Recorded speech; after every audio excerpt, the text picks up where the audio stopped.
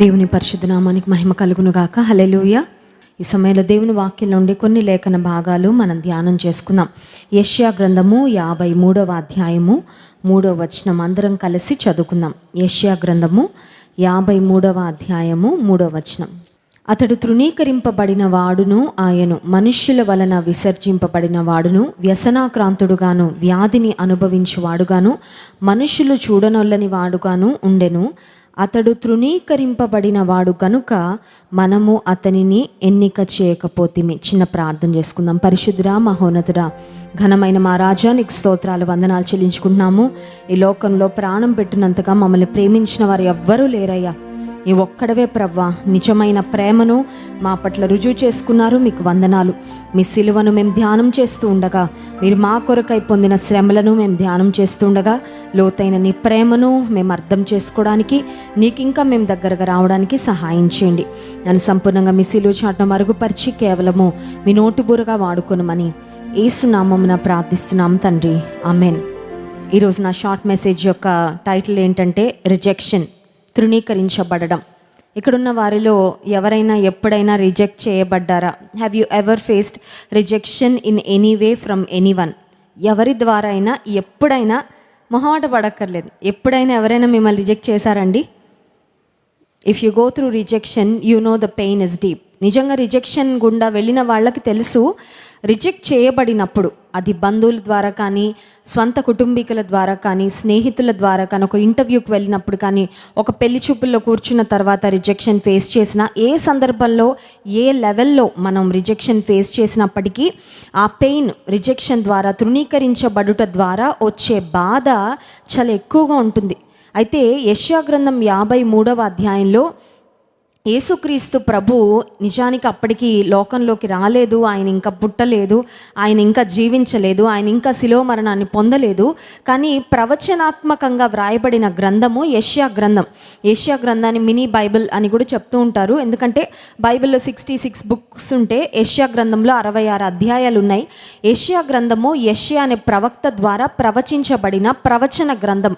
So the things that are going to happen in the future, yet to come, జరగబోయే విషయాలు, జరగబోయే కార్యాలను గురించి దేవుడు అనేక వందల సంవత్సరాల క్రితమే యెషయా అనే భక్తుని ప్రేరేపించి వ్రాయించారు.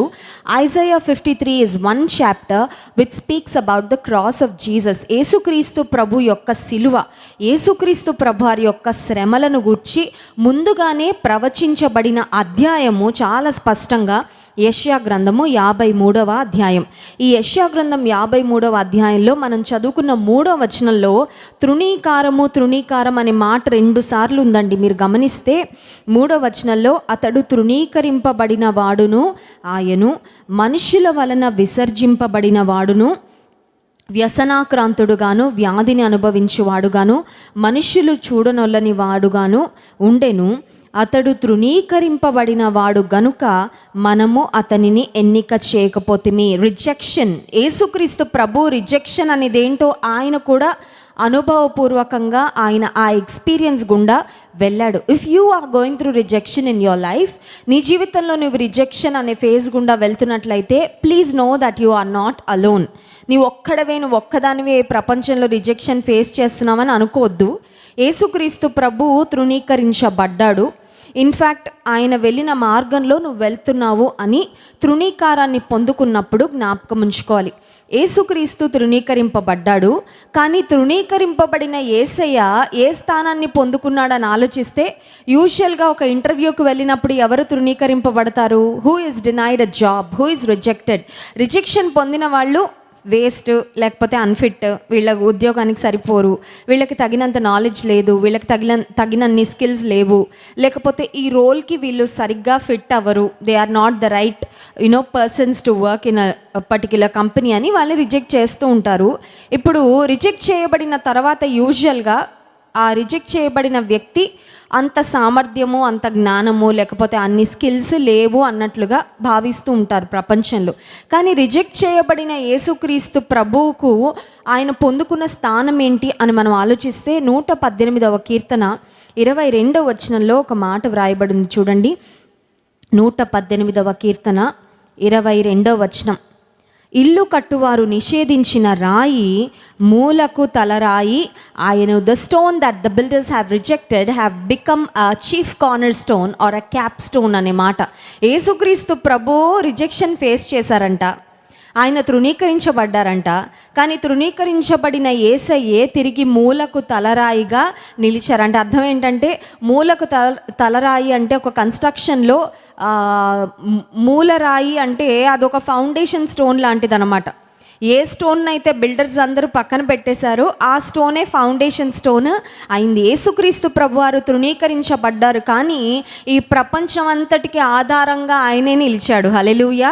యేసయ్య లేకుండా నీ జీవితం అనే బిల్డింగ్కి ఎన్ని స్టోన్స్ ఉన్నా, నీ జీవితం అనే పునాది ఇంకా నువ్వు దేని మీద కట్టుకున్నా, నీ జీవితం అనే బిల్డింగ్ లేకపోతే నీ జీవితం అనే కట్టడం ఖచ్చితంగా ఒకరోజు కొలాప్స్ అయిపోద్ది.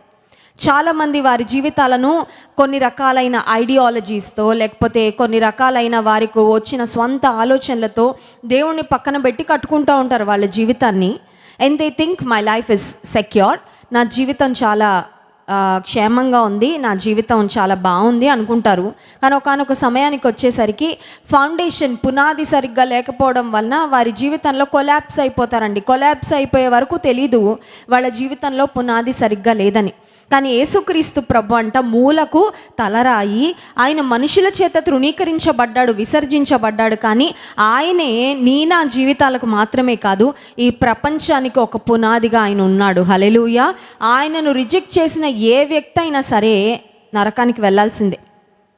నేషనల్ యూత్ కాన్ఫరెన్స్ మనకి జరిగింది లాస్ట్ వీక్ కాకుండా ముందు వీక్. నేషనల్ యూత్ కాన్ఫరెన్స్లో క్వశ్చన్ అండ్ ఆన్సర్ సెషన్ జరిగిందండి. ప్రశ్నలు సమాధానాలు. అందులో ఒక వ్యక్తి ఏమని రాశారంటే, చాలామంది మంచి మంచి క్రికెటర్స్ ఉన్నారు, చాలామంది సమాజాన్ని ఉద్ధరించిన వాళ్ళు ఉన్నారు, సామాజిక శ్రేయస్సు కొరకు పనిచేసిన వాళ్ళు ఉన్నారు, వాళ్ళు పరలోకానికి వెళ్తారా నరకానికి వెళ్తారా అని అడిగారు. సమాజానికి మేలు చేసిన వాళ్ళు పరలోకానికి వెళ్తారా, లేకపోతే క్రికెటర్స్ సెలబ్రిటీస్ అందరూ పరలోకానికి వెళ్తారా నరకానికి వెళ్తారా? అప్పుడు ఆ క్వశ్చన్కు దైవజనులు జాన్ వెస్లీ గారు ఆన్సర్ చేస్తూ ఏమని చెప్పారంటే, వాళ్ళు ఎవరు అనేది ప్రశ్న కాదు, కానీ వాళ్ళ జీవితానికి క్రీస్తు అనే పునాది ఉందా లేదా అనేది ప్రశ్న. వాళ్ళు క్రికెటర్స్ అవ్వచ్చు, వాళ్ళు సెలబ్రిటీస్ అవ్వచ్చు, లేకపోతే వాళ్ళు పొలిటీషియన్స్ అవ్వచ్చు, వాళ్ళు ఫ్రీడమ్ ఫైటర్స్ అయి ఉండొచ్చు, దేశం యొక్క మేలు కొరకు ప్రజల యొక్క శ్రేయస్సు కొరకు పాటుపడిన వాళ్ళు, ఎన్నో త్యాగాలు చేసిన వాళ్ళు అయి ఉండొచ్చు. కానీ వాళ్ళు రక్షణ పొందకపోతే వాళ్ళు ఎవరైనా సరే, వాళ్ళు ఏ కోవకు చెందినప్పటికీ, సామాజికంగా వారి స్థితి ఏదైనప్పటికీ వారు పరలోకానికి చేరరు. ఎందుకంటే యేసు ప్రభు చెప్పారు, నా ద్వారానే తప్ప ఎవరు తండ్రి యొద్దకు రాలేరు, నేనే మార్గము, పరలోకానికి నేనే మార్గము అని యేసయ్య చెప్పారని చాలా స్పష్టంగా జాన్ వెస్లీ గారు దైవజనులు చెప్పడం జరిగింది. ఇప్పుడు యేసుక్రీస్తు ప్రభు తృణీకరించబడ్డాడు, కానీ గుర్తించాల్సిన ఒక విషయం ఏంటంటే, ఈ ప్రపంచంలో ఆయనను తృణీకరిస్తే మన జీవితానికి ఇంకా ఆధారము లేదు. There is no hope for life who have rejected Christ. క్రీస్తు ప్రభువును తృణీకరించిన జీవితాలకు ఆధారం కానీ, నిరీక్షణ కానీ, భవిష్యత్తు కానీ లేదు అని మనం గుర్తుపెట్టుకోవాలి. పాత నిబంధన గ్రంథంలో యోసేపు అనే ఒక వ్యక్తి మనకు కనబడతాడు. తృణీకరించబడ్డాడు కదండి. అందరూ చిన్న చూపు చూసారంట, అందరూ ద్వేషించారంట, అందరూ వీడు వద్దు మాకు అనుకున్నారంట. వేస్ట్, వీడు మాకు అవసరం లేదు, ఈ యోసేపు మా ఇంట్లో ఉంటే మా నాన్న ప్రేమంతా యోసేపుకి వచ్చేస్తుంది, మా నాన్న మమ్మల్ని పట్టించుకోవట్లేదు అని అన్నలందరూ అసూయపడి యోసేపును తృణీకరించి, నువ్వు బ్రతకడం కూడా మంచిది కాదురా, నువ్వు చచ్చిపోతే నయమని, చనిపోవాలని, చంపాలని ప్రణాళిక వేశారు. కానీ ఎందుకో మనసాక్షి నొచ్చుకొని పోన్లే వీడిని వర్తకులకు అమ్మేద్దామని గుంటలో పడేశారు. ఆ తర్వాత వర్తకులకు అమ్మేసిన తర్వాత ఐగుప్తు దేశానికి వెళ్ళాడు. తృణీకరించబడిన యోసేపుకు దేవుని దయ దొరికింది. తృణీకరించబడిన యోసేపు అన్నలందరికన్నా పై స్థానానికి వెళ్ళాడు. హల్లెలూయా. నువ్వు ఒకవేళ తృణీకరించబడుతుంటే ఒక విషయం గుర్తుపెట్టుకో, నిన్ను మనుషులు తృణీకరించచ్చేమో, కానీ దేవుని దయ నీ మీద ఉంటే నిన్ను తృణీకరించిన వారందరికంటే నిన్ను అత్యున్నతమైన స్థానంలో దేవుడు పెడతాడు. హల్లెలూయా. ఇల్లు కట్టువారు నిషేధించిన రాయి మూలకు తలరాయి. తృణీకారం అనేది ఎవరి నుండి వచ్చినా పెయిన్ఫుల్లే. ఆఫీస్లో మనతో ఉన్న వాళ్ళు మనల్ని తృణీకరిస్తూ ఉంటే, మనల్ని రిజెక్ట్ చేస్తూ ఉంటే ఇట్స్ అ పెయిన్ఫుల్ ప్రాసెస్. కొన్నిసార్లు స్నేహితులు తృణీకరిస్తే పెయిన్ఫుల్. కానీ గ్రేటెస్ట్ పెయిన్ నేను అనుకుంటాను, మన స్వంత వాళ్ళు మనల్ని తృణీకరిస్తే చాలా బాధ వస్తుందండి. సొంత కుటుంబీకులు, సొంత రక్తం పంచుకొని పుట్టిన తోబుట్టువులు, కొన్నిసార్లు సొంత తల్లిదండ్రులు, లేకపోతే సొంత అత్తమామలు, లేకపోతే సొంత నీ బంధువులు, నీకు చాలా దగ్గరగా ఉండేవాళ్ళు ఒకవేళ నిన్ను తృణీకరించినప్పుడు ఆ బాధ చాలా ఎక్కువ ఉంటుంది. యోహాను సువార్త 1వ అధ్యాయం 11వ వచనంలో యేసుక్రీస్తు ప్రభువారు అదే అనుభవం గుండా వెళ్ళినట్లుగా మనం గమనిస్తాం. యోహాను సువార్త 1వ అధ్యాయము 11వ వచనం, ఆయన తన స్వకీయుల యొద్దకు వచ్చెను కానీ ఆయన స్వకీయులు ఆయనను అంగీకరింపలేదు. He was not accepted, they did not receive him. Receive చేసుకోలేదంటే రిజెక్ట్ చేసినట్టే. ఎవరైనా ఇంటికి వెళ్ళాం, మనం బయట నిలబడి తలుపు పడుతున్నాం, లోపల మనకి చప్పుళ్ళు వినబడుతున్నాయి, మాటలు వినబడుతున్నాయి, అడుగులు వినబడుతున్నాయి, అన్నీ వినబడుతున్నాయి, కానీ వాళ్ళు తలుపు తీయట్లేదు. ఎంతసేపటికి తీయట్లేదు. ఓపిక ఉన్నంతసేపు నిలబడతాం, కొడతాం. ఇంకా తర్వాత మనకు అర్థమవుతుంది, maybe they don't want to receive me, నన్ను ఒకవేళ వారు అంగీకరించడం, ఇంట్లో చేర్చుకోవడం ఇష్టం లేదేమో అని అనుకొని మనం ఖచ్చితంగా వెళ్ళిపోతాము. ఆ తర్వాత బాధపడతాము ఇంకెప్పుడు వెళ్ళకూడదని. యేసుక్రీస్తు ప్రభువు భూమి మీద ఏ దేశంలో అయినా ఆయన పుట్టచ్చు. He can choose any country in the world. ఈ ప్రపంచంలో ఏ ప్రాంతాన్నైనా, ఏ సిటీనైనా, ఏ కంట్రీనైనా ఆయన ఎన్నుకోవచ్చు. కానీ ఇజ్రాయెల్ అనే దేశాన్ని ఎన్నుకొని యూదులలో ఒకడిగా ఆయన జన్మించినప్పుడు యూదులు చాలామంది యేసుక్రీస్తు ప్రభుని అంగీకరించలేదు. నేటికి మనం ఇజ్రాయెల్ దేశం వెళ్తే చాలామంది యూదులు ఏసే కాదు మెస్సియా ఇంకెవరో వస్తారని ఎదురు చూస్తూనే ఉన్నారండి.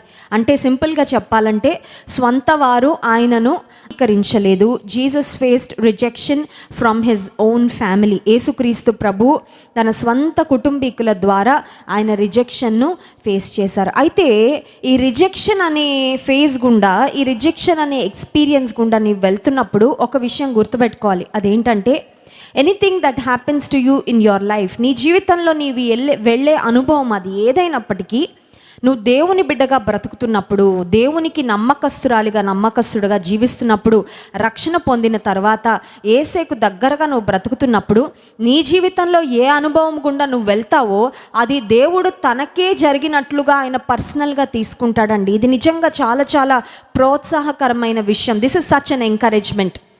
దేవుని వాక్యంలో లూకాసు వార్త 10వ అధ్యాయము 16వ వచనంలో ఒక మాట వ్రాయబడింది చూడండి. లూకాసు వార్త 10వ అధ్యాయము 16వ వచనం, మీ మాట వినువాడు నా మాట వినును, మిమ్మును నిరాకరించువాడు నన్ను నిరాకరించును, నన్ను నిరాకరించువాడు నన్ను పంపిన వానిని నిరాకరించును అనెను. What a beautiful word. Those who have despised you have despised me. ఏసే అంటున్నారు, నిన్నెవరైనా నిరాకరించారా? నువ్వు నా బిడ్డవని, నువ్వు నా పేరు పెట్టుకున్నావని, నువ్వు నా మందిరానికి వెళ్తున్నావని, నాకు సాక్షిగా బ్రతుకుతున్నావని. అయితే నిన్ను రిజెక్ట్ చేసిన వాళ్ళు, నిన్ను తృణీకరించిన వాళ్ళు, నిన్ను నిరాకరించిన వారు నన్ను నిరాకరించినట్లే. సౌలు దేవుని ప్రజలను చంపుతూ, వేధిస్తూ, శ్రమ పెడుతూ, అదే తనకు ప్రాణాధారంగా భావించి జీవిస్తున్న రోజుల్లో ఆయన దమస్కు మార్గంలో వెళ్తున్నప్పుడు యేసుక్రీస్తు ప్రభు ఆయనతో మాట్లాడి, సౌలా సౌలా నువ్వెందుకు నన్ను హింసిస్తున్నావు అంటే అర్థం ఏంటంటే, దేవుని ప్రజలకు వస్తున్న హింసలు దేవుడు తనకొచ్చినట్లుగా భావించి చాలా క్లియర్గా, చాలా స్ట్రైట్గా సౌలుతో మాట్లాడి, ఆ ఎన్కౌంటర్ తర్వాత సౌలు జీవితం మారిపోయింది. నువ్వు నిజంగా దేవుని బిడ్డగా బ్రతుకుతుంటే, నువ్వు నిజంగా దేవునికి సాక్షిగా జీవిస్తుంటే, నువ్వు నిజంగా ఆయన కొరకు రోషం కలిగి బ్రతుకుతుంటే, నువ్వు నిజంగా ఆయన మీద ఆధారపడుతూ ఆయనకు దగ్గరగా జీవిస్తుంటే, నిన్నెవరైనా తృణీకరిస్తుంటే దేవుడు ఆయనను తృణీకరించినట్లుగా భావిస్తాడు. నీ జీవితంలో ఆయన ఖచ్చితంగా జోక్యం చేసుకుంటాడు అనే విషయాన్ని మనం గుర్తించాలి. ఇప్పుడు దేవుడు మన కొరకు రిజెక్షన్ ఫేస్ చేశాడు అనే మాట మన యెషయా గ్రంథం 53వ అధ్యాయంలో చూసాం. ఆయన తృణీకరించబడ్డాడు అని. అసలు దేవుడు ఈ లోకానికి రాకపోయింటే ఆయనకు తృణీకారం అనేది వచ్చేది కాదు, అవునా కదా? ఇప్పుడు ఎక్కడికైనా వెళ్తే మనకు అవమానం జరుగుతుందని ముందే తెలిస్తే మనం ఏం చేస్తామండి? మానుకుంటాం, అంతే కదా? అమ్మో అలా జరుగుతుందా, నాకు ఎందుకో. కొంతమందికి 6th సెన్స్ అంటారు కదా, 6th సెన్స్ బాగా పనిచేస్తూ ఉంటుంది. ఎక్కడికైనా వెళ్తే ఏదైనా ప్రమాదం జరుగుతుందని ఏమైనా అనిపించిందంటే మానేసి ఇంట్లో కూర్చుంటారు. ఎక్కడికైనా వెళ్తే నాకు అవమానం ఎదురవుతుంది అని ముందే తెలిస్తే నేను రానండి, ఇంకెవరైనా మీరందరూ వెళ్ళండి కానీ నేను మాత్రం రానని ఇంట్లో కూర్చుంటారు. యేసుక్రీస్తు ప్రభువుకి ఈ లోకానికి రాకముందే ఆయనకు తెలుసు, ఈ లోకానికి వచ్చిన తర్వాత ఆయన ఎలాంటి శ్రమలను ఎదుర్కొంటారో, ఎలాంటి తృణీకారాన్ని ఎదుర్కొంటారో అన్నీ ఆయన ముందుగానే ఎరిగి ఉండి సహా ఇష్టపూర్వకంగా ఈ లోకానికి వచ్చారు. ఒక మాటలో చెప్పాలంటే తృణీకారాన్ని దేవుడు ఎదుర్కొంది, పొందుకుంది నీ కోసం, నా కోసం. అయితే ఇప్పుడు ప్రశ్న ఏంటంటే, మన కొరకు తృణీకారాన్ని దేవుడు పొందుకున్నాడు, కానీ మనల్ని తృణీకరిస్తాడా ఎప్పుడైనా? విల్ గాడ్ ఎవర్ రిజెక్ట్ అస్? మనుషులు రిజెక్ట్ చేస్తారు, అది మన కంట్రోల్లో ఉండదు. మనుషులు కొన్నిసార్లు ఎందుకు రిజెక్ట్ చేస్తారో కూడా తెలియదు. కొన్నిసార్లు మనుషులు ఎందుకు ద్వేషిస్తారో కొంతమంది మనకి తెలియకుండానే శత్రువులు తయారైపోతూ ఉంటారు. We don't know why. అందరికీ అందరూ నచ్చాలని ఏమి లేదు కదా రూల్. సో కొందరు నచ్చుతారు, కొందరు నచ్చరు. కొంతమందిని అపార్థం చేసుకుంటూ ఉంటారు. తెలియకుండానే మనల్ని రిజెక్ట్ చేసేవాళ్ళు, మనల్ని హేట్ చేసేవాళ్ళు ఉండొచ్చు సమాజంలో. That's fine. ఇప్పుడు దేవుడు మనల్ని ఎప్పుడైనా రిజెక్ట్ చేస్తారా? దేవుడు మనల్ని ఎప్పుడైనా హేట్ చేస్తారా? 94వ కీర్తన 14వ వచనంలో ఈ ప్రశ్నకు ఒక మంచి సమాధానం ఉంది. చూడండి, 94వ కీర్తన 14వ వచనం. యెహోవా తన ప్రజలను ఎడబాయువాడు కాడు, తన స్వాస్థ్యమును విడనాడువాడు కాడు. The lord will not reject his people అని ఉందండి ఒక ట్రాన్స్లేషన్లో. ఇంగ్లీష్లో ఏమని ఉంటుందంటే, the lord will not reject his people, he will not put aside his inheritance. ఆయన తన స్వాస్థ్యాన్ని ఎడబాయడు, విడిచిపెట్టడు. దేవుడు తన ప్రజలను విడనాడడు అంటే అర్థం ఏంటంటే, ఆయన ఎప్పుడు రిజెక్ట్ చేయడంట. దేవుని దగ్గర నాకు రిజెక్ట్ అవుతానేమో అనే భయం ఎవ్వరికి అక్కర్లేదు. హల్లెలూయా. రిజెక్ట్ అవుతానేమో అనే భయం లేకపోతే చాలా ధైర్యంగా వెళ్తాం. రిజెక్ట్ అవుతామనే భయం లేకపోతే చాలా ఓపెన్ మైండెడ్నెస్తో, చాలా ఫ్రీగా, చాలా స్వేచ్ఛగా మనం వెళ్ళగలం. దేవుడు అంటున్నాడు, నేను నా ప్రజలను ఎన్నడూ విడనాడను, నేను నా ప్రజలను ఎన్నడూ ఎడబాయను అని వాగ్దానము చేస్తూ ఉన్నాడు.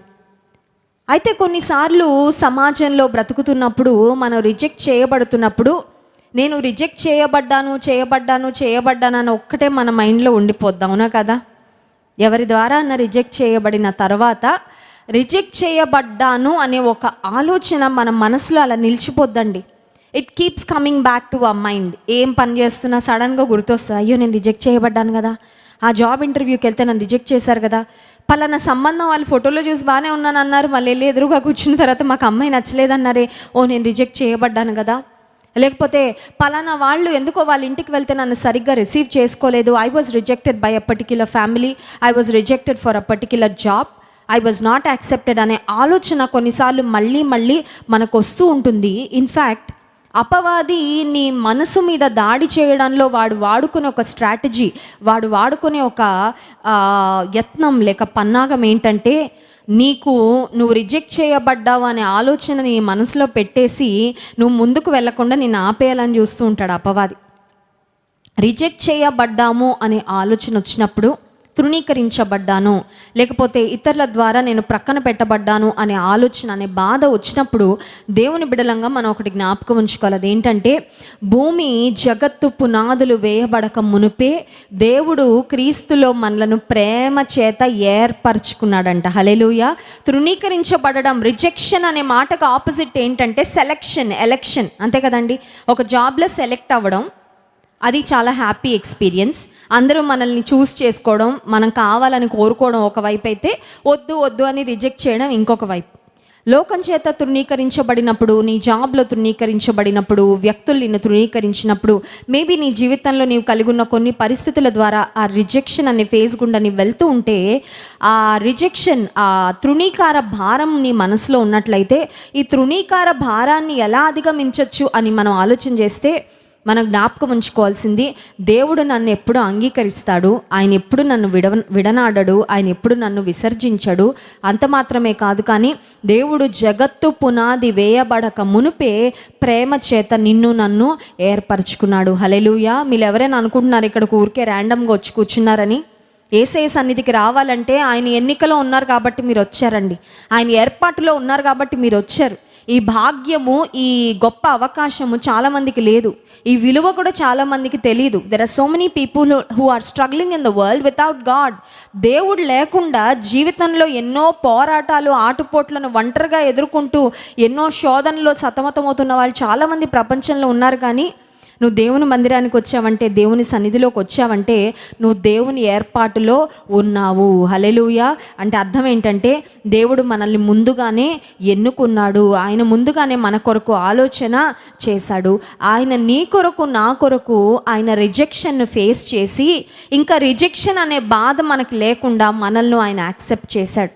ఇన్ఫ్యాక్ట్ యేసయ్య కొరడాలతో కొట్టబడుతూ, ఆయన ముఖం మీద ఉమ్మి వేయబడుతూ, భయంకరమైన దెబ్బలు తింటూ సిలువ ఎక్కగానే అక్కడ ఉన్న వాళ్ళందరినీ గురించి ఒక ప్రార్థన చేశాడు తండ్రికి. ఏమనంటే, తండ్రి వీరేమి చేయుచున్నారో వీరెరుగరు గనక వీరిని క్షమించు. మనము మనల్ని ద్వేషించే వాళ్ళని ఎప్పటికీ యాక్సెప్ట్ చేయలేము, అవునా కదా? ప్రేమించే వాళ్ళని యాక్సెప్ట్ చేసేయగలుగుతాం జస్ట్ లైక్ దట్, చాలా ఈజీగా. కానీ మనల్ని ఎవరైనా ద్వేషిస్తున్నారంటే మనకి పడరు కదండి. నేను వద్దంటే నాకెందుకండి వాళ్ళు, నన్ను కాదనుకునే వాళ్ళు నాకెందుకు అని కొన్నిసార్లు మనల్ని ద్వేషించే వాళ్ళ మీద కొన్నిసార్లు వాళ్ళకి మన మీద ఎంత ద్వేషం ఉందో అంతకన్నా ఎక్కువ ద్వేషం మనం పెట్టుకుంటూ ఉంటాం. కానీ యేసుక్రీస్తు ప్రభువు శిలువ మీదకి ఎక్కగానే మొట్టమొదటి మాట, తండ్రి వీరేమి చేయుచున్నారు వీరెరుగరు గనుక వీరిని క్షమించు అన్నారంటే, ఆయనను అంతగా ద్వేషిస్తున్న వాళ్ళని కూడా ఆయన అక్కడ యాక్సెప్ట్ చేసేసే వారిని క్షమించాడనమాట. హల్లెలూయా. కనుక యేసుక్రీస్తు ప్రభువు నుండి మనం నేర్చుకోవాల్సింది ఏంటంటే, we must learn to forgive. యేసుక్రీస్తు ప్రభు మన కొరకు రిజెక్షన్ ఆయన పొందుకొని, ఆయన శిలువ మరణాన్ని పొందుకున్నదే అది రిజెక్షన్కి ఒక తార్కాణం, ఒక గుర్తుగా నిన్ను నన్ను ఆయన యాక్సెప్ట్ చేశాడు. God has accepted us as his children. ఆయన మనలను తన ప్రియ బిడ్డలుగా అంగీకరించాడు. కనుక ఈ లోకంలో ఒకవేళ ద్వేషించబడుతూ ఉంటే, తృణీకరించబడుతూ ఉంటే, యేసుక్రీస్తు ప్రభు వెళ్ళిన మార్గంలోనే నీవు వెళ్తున్నావు అని గుర్తుపెట్టుకొని, ఎవరైతే నిన్ను ద్వేషిస్తున్నారో, ఎవరైతే నిన్ను తృణీకరిస్తున్నారో వారి కొరకు ప్రార్థన చేస్తూ వారిని క్షమిస్తూ దేవుని అడుగుజాడల్లో నడిచినప్పుడు ఖచ్చితంగా గొప్ప ఆశీర్వాదాన్ని, దీవెనను పొందుకుంటాం. అట్టి కృప దేవుడు మనకి దయచేయునుగాక. ఆమేన్. కళ్ళు మూసుకోండి, ప్రార్థన చేసుకుందాం. పరిశుద్ధుడా, మహోన్నతుడా, నీ వాక్కును బట్టి నీకు వందనాలు చెల్లించుకుంటున్నాము. మా కొరకు మీరు తృణీకరించబడ్డారయ్యా. మా కొరకు మీరు బాధను, శ్రమను, నాయన తృణీకారాన్ని అనుభవించారు. అందుకే స్తోత్రాలు. నీ ప్రజలమైన మమ్ములను నీవెన్నడూ విడనాడవని, నీవెన్నడూ ఎడబాయవని వాగ్దానం చేస్తున్నారు. అందుకే వందనాలు. ఎంతమంది అయితే నీ ప్రియ బిడ్డలు రిజెక్షన్ గుండా వెళ్తున్నారు, ఆ పెయిన్ వారి జీవితాల్లో ఎక్స్పీరియన్స్ చేస్తున్నారు, help them to just be relieved from that pain lord. ఆ వేదన నుండి, ఆ శ్రమ నుండి, ఆ బాధ నుండి వారికి కావాల్సిన రిలీఫ్ ఇవ్వండి ప్రభా. నీ ద్వారా మేము అంగీకరించబడ్డాము అని జ్ఞాపకం ఉంచుకొని ధైర్యంతో మేము ముందుకు వెళ్ళడానికి సహాయం చేయమని, నీ వంటి మనసు మాకు అనుగ్రహించమని నిన్ను ఆరాధించి స్తుతించబోతుండగా ఆరాధన ఆత్మతో మమ్మల్ని నింపండి. యేసు నామమున ప్రార్థిస్తున్నాం తండ్రి. ఆమేన్.